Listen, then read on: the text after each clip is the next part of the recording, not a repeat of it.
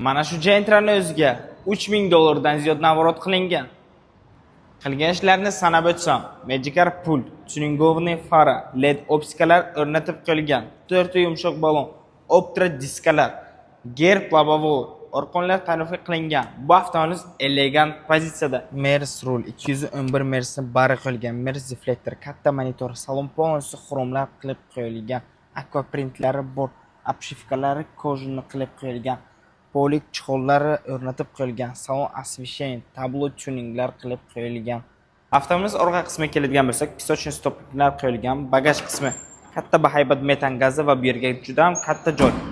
Orqa qismi yana keladigan bo'lsak, orqa o'yinlar tayinlovga qilingan, o'yinlar yoni glyansiviy qilib qo'yilgan. Bu avtomobil 2017-yilda ishlab chiqarilgan elegant pozitsiyada. Shuncha navorotlarni sanab o'tgan holimda atigi $9000 ga naqd pulga olib ketishingiz mumkin.